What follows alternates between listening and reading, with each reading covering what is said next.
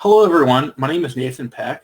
I'm a developer advocate for Amazon Web Services. Today, I'm going to present an introduction to how to scale your containerized application seamlessly with AWS Fargate.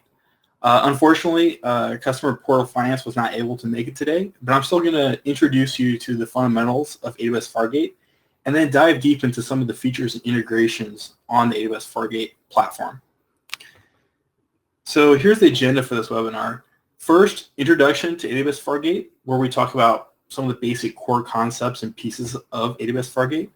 And then we'll dive deeper into AWS Fargate by talking about integrations across the AWS platforms such as auto-scaling, logging, load balancing, and others. So starting things off with the introduction to AWS Fargate, let's talk about how AWS Fargate arose and what problem it can solve for you and your organization.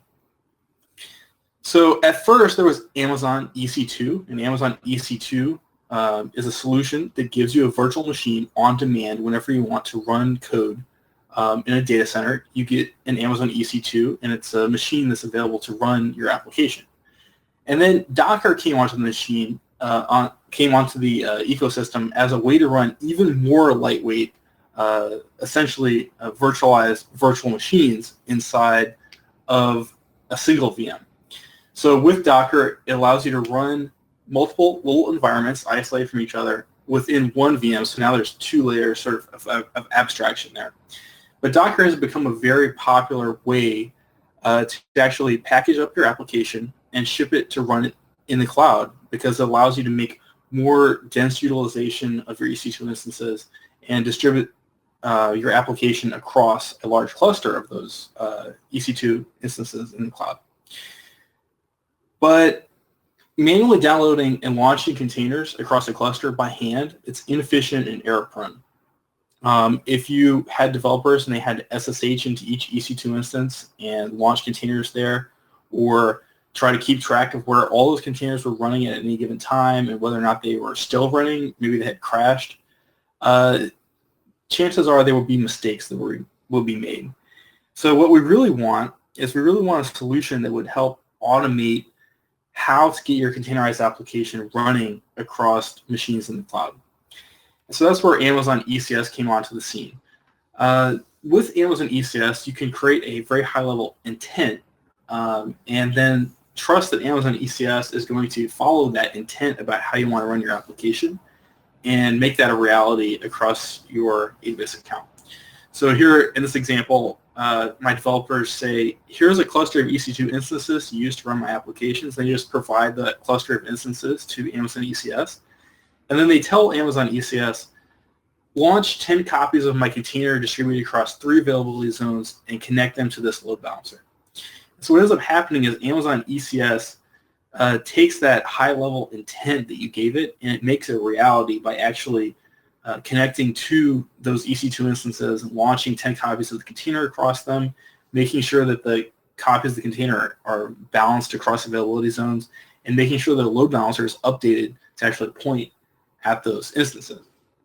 And the way it accomplishes that is by adding a few pieces to each EC2 instance, namely a Docker agent and an ECS agent that run on that EC2 instance. Now, unfortunately, as much as ECS automates, it's still a lot of work to maintain a cluster. And it's because you have to make sure these EC2 instances are running properly. You have to make sure that they have the latest updated and patched operating system, the latest Docker, and the latest ECS agent to make sure that ECS is able to actually launch that containerized application in a reliable fashion on that cluster and to make sure you don't have any security holes. Additionally, if you need to manage a pool of EC2 instances to run your containerized application, you need to wonder, do I have enough EC2 instances to run the amount of containers that I want to run, or will they be running out of resources? Or conversely, am I running actually too many EC2 instances and some of them are going unused and I'm paying more than what I'm actually using? So AWS Fargate was created to make this picture even easier. So when I add AWS Fargate to the mix behind Amazon ECS, what I'm able to say is, just launch 10 copies of my container distributed across 3 availability zones and connect them to this load balancer, And I don't even have to supply a cluster of EC2 instances anymore. Instead, AWS Fargate will just run 10 copies of my container. Amazon ECS still exists as a way to coordinate what happens inside of AWS Fargate and take over that responsibility of connecting those containers to the load balancer. But AWS Fargate is taking responsibility for actually executing that container and making sure that it's running without you needing to provision a single EC2 instance. So if we zoom out a little bit, the full AWS native container stack looks like this. First, we have Amazon ECR, and what that is an image registry. This allows you to upload your Docker container to Amazon and store it right there in the data center where you plan to run it. Amazon ECS is the management interface. It's the API that you use when you want to launch an application or update it, and it's responsible for coordinating all the different things that are happening to your application, whether it needs to scale up and scale down, whether it needs to be hooked up to another resource like a load balancer, whether logs and metrics that need to come out need to be collated and stored somewhere.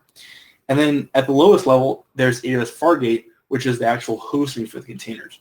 That's where your containers can be run on demand without you needing to do any capacity planning or manage your infrastructure, because AWS Fargate will automatically update and patch your infrastructure. So when combined together, these three different tiers of the AWS native container stack exist to take a lot of the difficulty out of your hands and really allow you to focus on your application itself without needing to worry too much about how it's stored, how it's managed, or how it's hosted. So let's look at some of the core concepts of AWS Fargate so that way we're all on the same page about how to get started using AWS Fargate. So the first of these constructs I want to introduce is the task definition. So the task definition is a description of your application that you want to run. So if you're running a containerized application, you have the Docker image itself, which is hosted at some image URL. But that's really not all that you need in order to run the application. Your application has other descriptors about it that are probably required alongside that image, such as how much CPU and memory does that particular instance of the application require?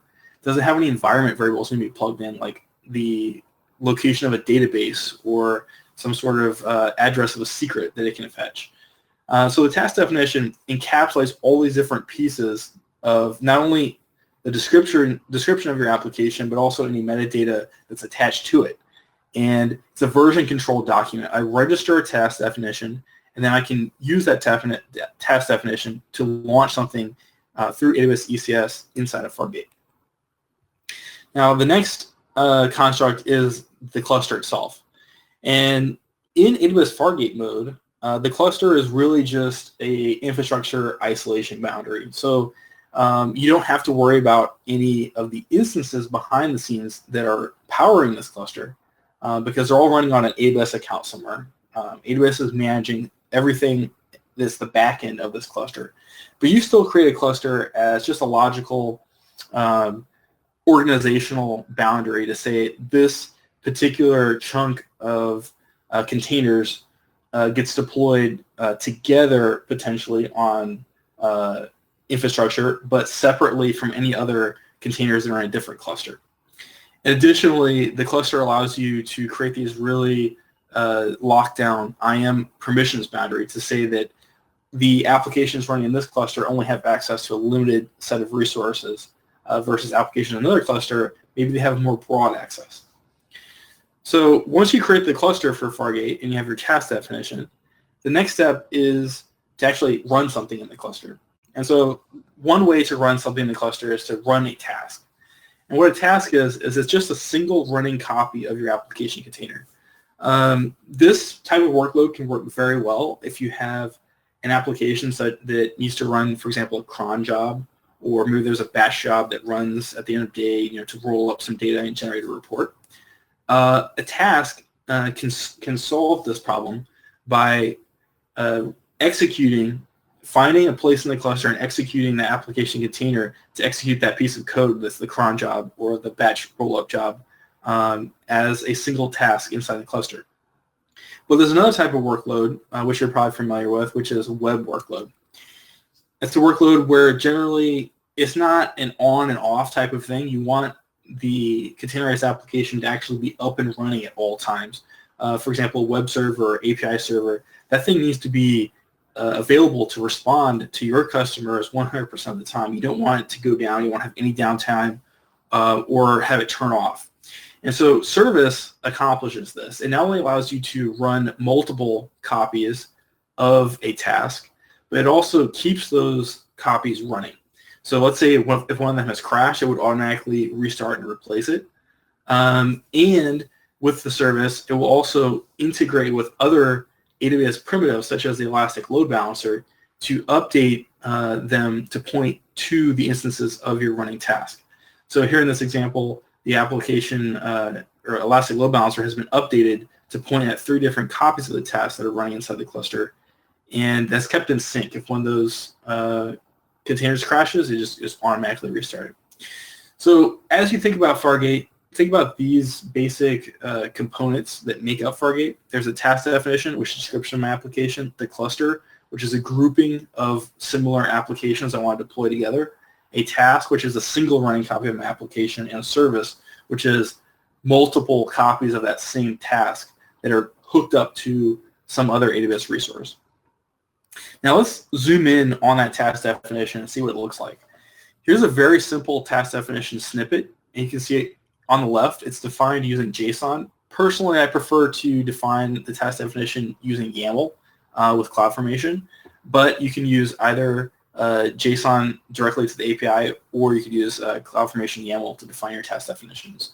But basically, this task definition is an immutable version document. So every time I create a new version of my application, I can create a new task definition that goes along with that application version. And the task definition has a name, which is, in this case, indicated by that field called family, called scorekeep. And I can put one or more containers inside of the task, and every time that this task gets deployed, all the containers that are in that task get co-located on the same host, so that way they can talk to each other over that local loopback interface with essentially no latency. And then each of those containers that I've specified as part of this task, it has its own name and its own image that could be ECR, or it could also be a public image from Docker Hub. So I extend this task definition snippet by adding some more details about how I want the application containers to run. And the first detail I want to specify is how much CPU and memory I'm allocating for each of these containers. One CPU unit, this is basically a Docker system. One CPU is equal to 1024 CPU units. So here you can see in this example, I've specified that I want 1 vCPU for the task overall and 2 gigabytes of memory for the task.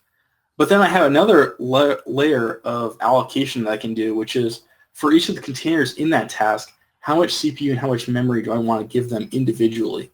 So overall, I'm allocating 1 vCPU to the task, but I have a split up here. So the front end container is getting 256 CPU units out of that one total 1024 CPU, and then the remaining one is getting the remaining 768 CPU units.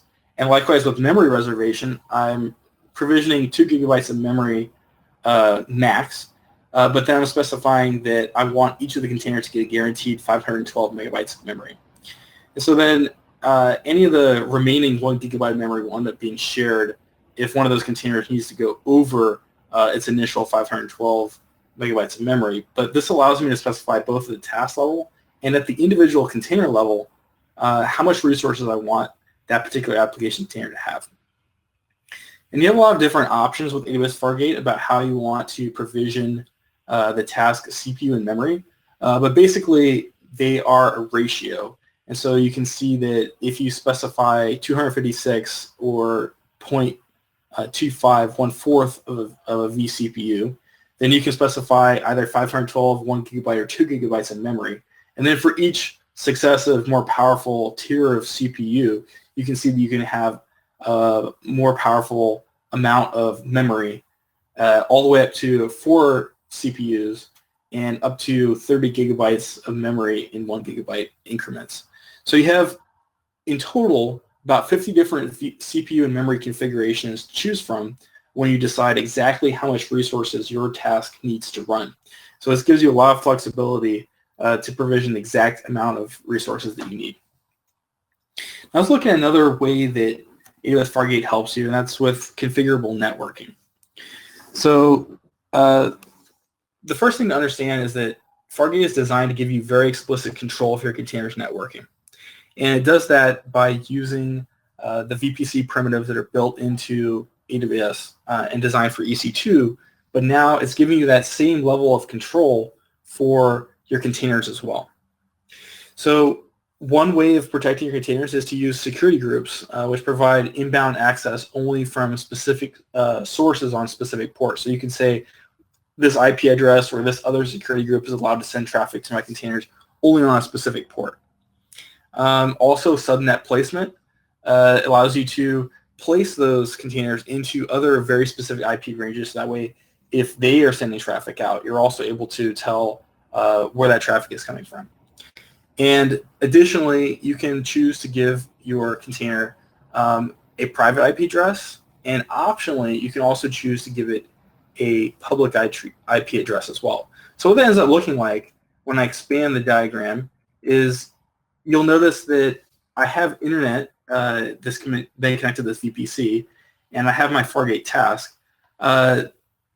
It's using a AWS VPC primitive called the Elastic Network Interface to provide private networking within the subnet, but then optionally also provide a public IP address that allows public traffic to come in and hit that Elastic Network Interface and be forwarded to my Fargate task. So what ends up happening is that the Fargate task communicates to other entities inside my VPC, like my EC2 instance or my load balancer or database, using the private IP address. But then I can optionally also choose to send traffic directly into the public IP address that's also attached to that Elastic Network Interface.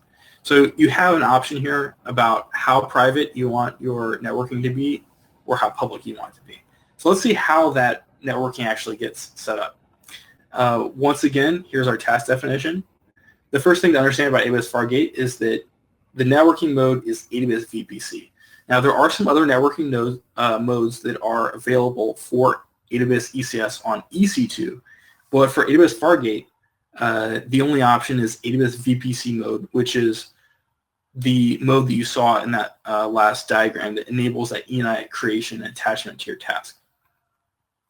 So the way it works is that when I execute a command to run a task or run a service inside of my cluster, I specify not only the network mode in the task definition, but also at task runtime, I'm able to specify what specific subnets or security groups I want to be attached to this task. And so the subnets give it a series of subnets to choose from where it wants to place that task inside, task and its ENI inside of the VPC. And then the security group controls what traffic from the public is able to come in and talk to your ENI and be forwarded to your task. So the things to understand are that task ENI, it's going to be used for all of your inbound and your outbound network traffic to and from your task.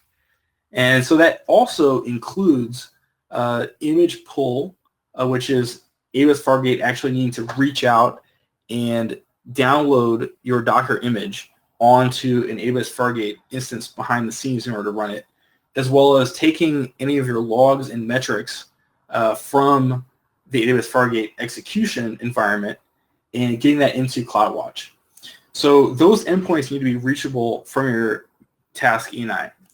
And there's a couple different ways that you can make sure that this is possible. The two common modes are, first of all, using a public task. This is the easiest way to do it.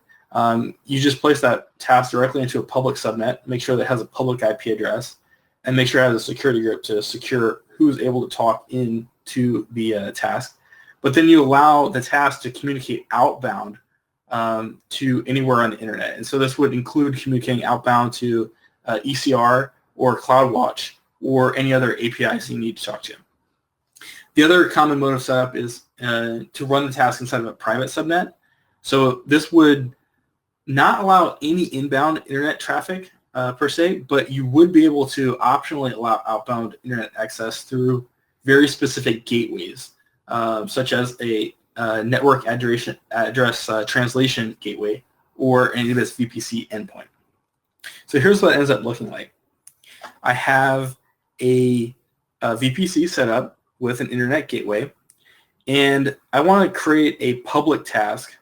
This is the easiest way to set it up. I create a public subnet, and I create a routing table inside of that subnet, which says that any traffic in the 172 range is going to be local traffic that stays within that subnet, but anything else that doesn't match that is able to go out through the internet gateway. And so what this will allow us to do is when that Fargate task runs inside the public subnet, if it needs to send some traffic, it has a public IP address which is assigned to it at the time that Fargate task is instantiated.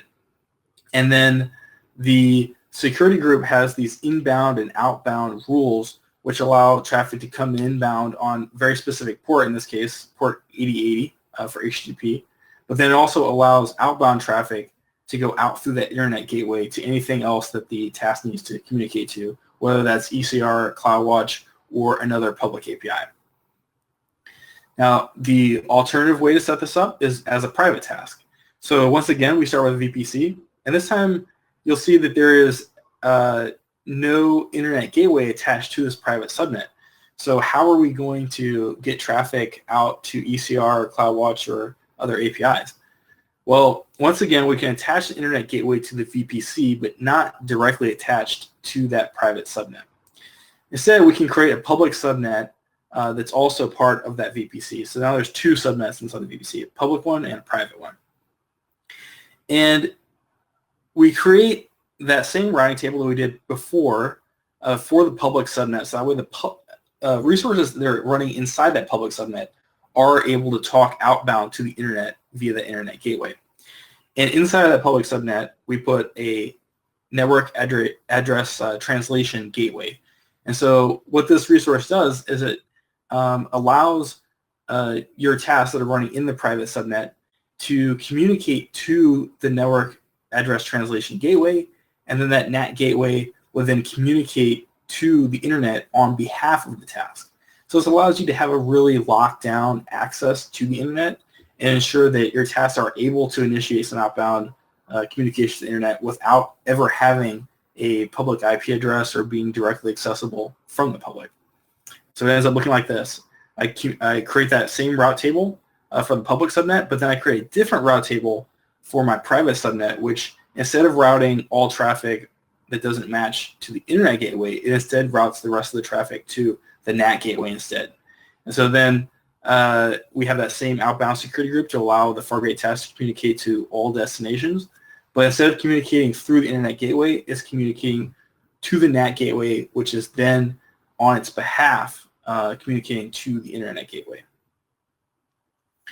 So now we understand a little bit more about how networking works in Fargate. Let's look about how AWS Fargate can help you connect your tasks to other resources running on your AWS account, in specific Elastic load balancers. So Elastic load balancing is accomplished by adding some configuration both at the task level and at the service level. So here at the task level, what I've added is a port mapping to my container definition inside the task definition. And what this port mapping does is it indicates to ECS what port your container is expecting traffic to come in on. So this would be the very same port that I've set up in my application code and that I'm binding to and expecting traffic to come in on. And then the container that gets wrapped around my code will then also be exposing that port to my application code. And so then once again I create that service.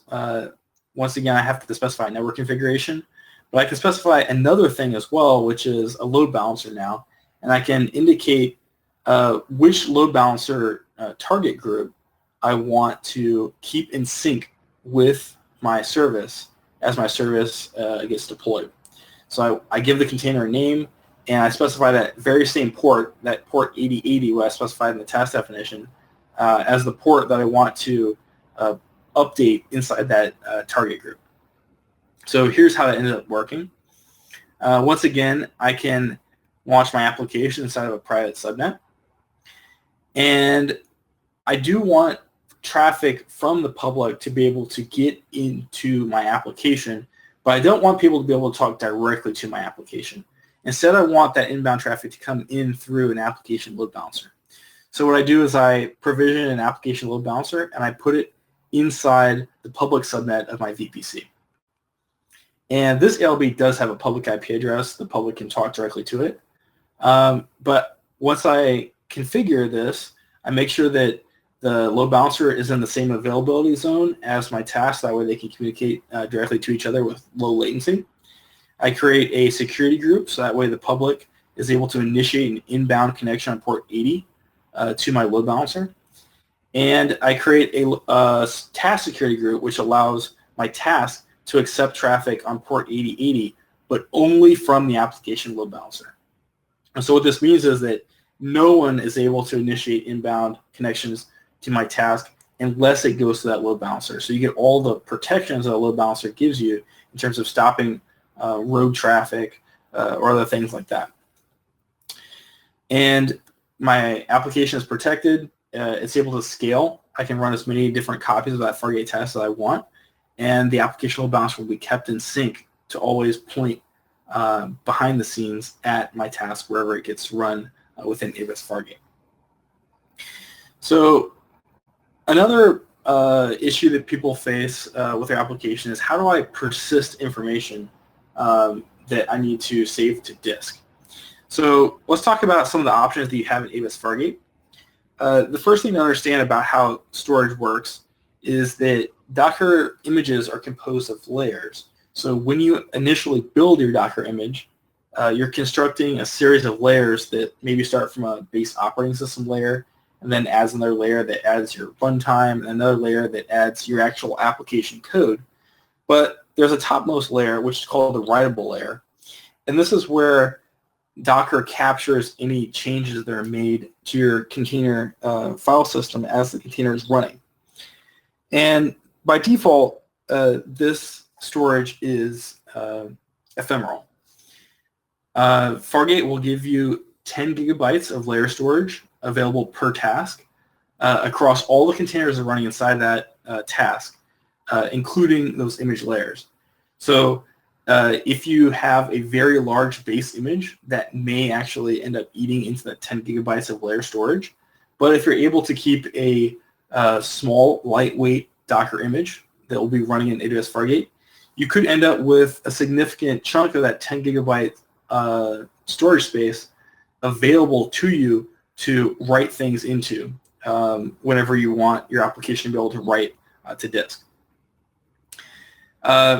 Some caveats to keep in mind is that writes are not visible across the different containers that are running or tasks, and this layer is ephemeral.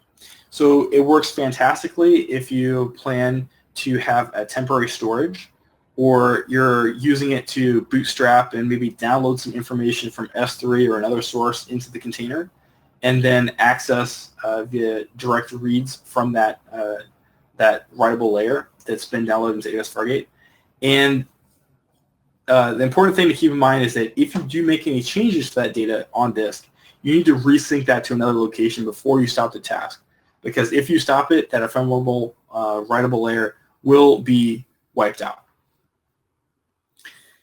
So another option for Docker container storage is not to use the writable layer, but to use volume storage. So this is suitable for if you need your writes to be visible across different containers that are within the same task.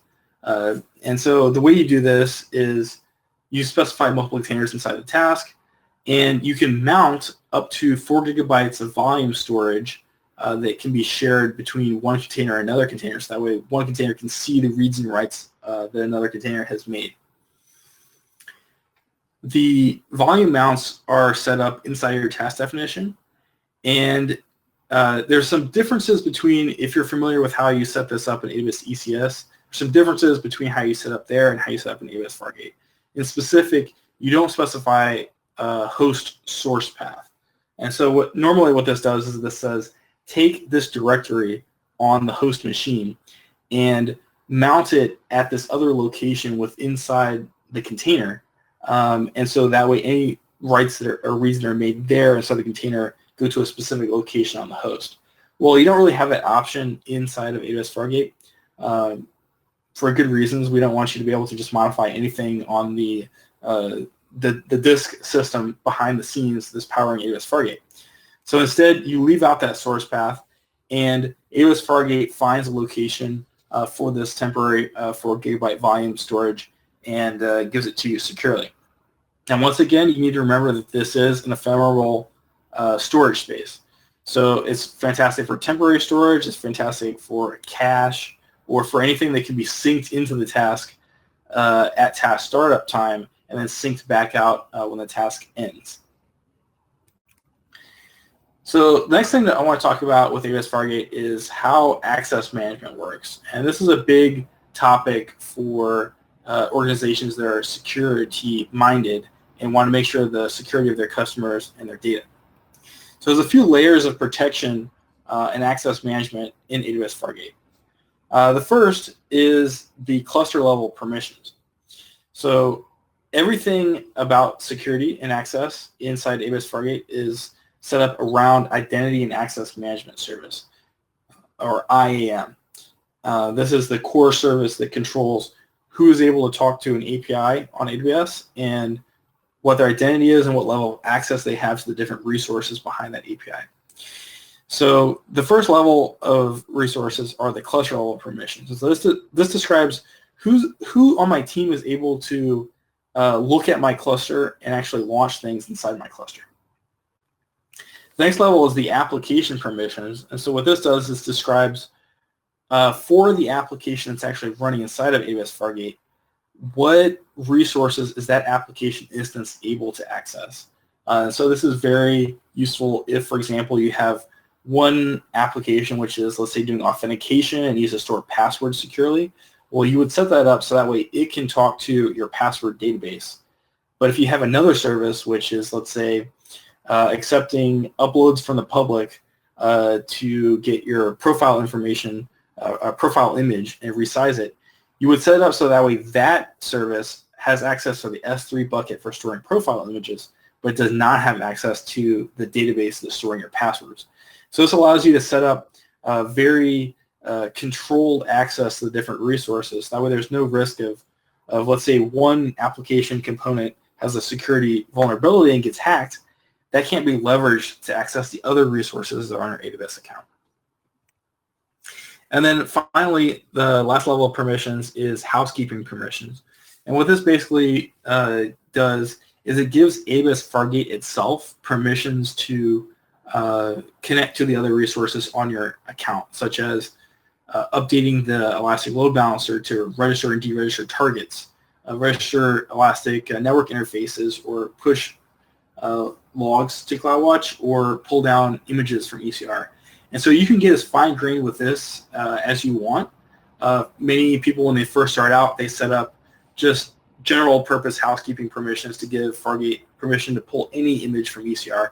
But then maybe later on you want to set up individual clusters and allow one cluster to pull down images from only a specific ECR registry. Well, that could also be possible. Or only update a specific Elastic Load Balancer. Now, we've been talking about CloudWatch logs a few times throughout the last slides. I want to talk about how this integration works. With AWS Fargate, you have the option to use the AWS Logs driver. And what this does is it hooks up to the standard out of your application. So if you do, for example, in Node.js console.log, or if you're just writing a raw C++ program, if you're writing to standard out, it will take that output of your application and it will pipe it out of the AWS Fargate runtime environment and into CloudWatch, where you can view that there. So the way it works is you create a log group in CloudWatch.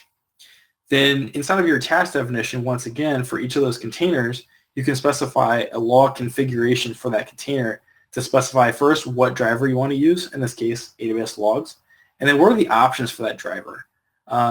And for the AWS logs, the options are which CloudWatch log group I want to store those application logs in. And once again, if you want this to function, you need to add permissions in that task execution role, that housekeeping permissions I talked about earlier, in order to give Fargate the permission to put those logs into that log group for you. And so here's what that ends up looking like in the ECS or CloudWatch console. Here in the ECS console, I'm looking at the details of one of my tasks that I executed, and I'm able to click on a little logs tab, and I can see for each of the containers that are running as part of that task, what did that container write to standard out. And so I can see I have lots of debug messages here. I have timestamps. This gives me a lot of information about how my application is running, and maybe if something has gone wrong, if there's an exception, I would see that there. So we've talked about a lot of details about AWS Fargate, how it works, and what the integrations are.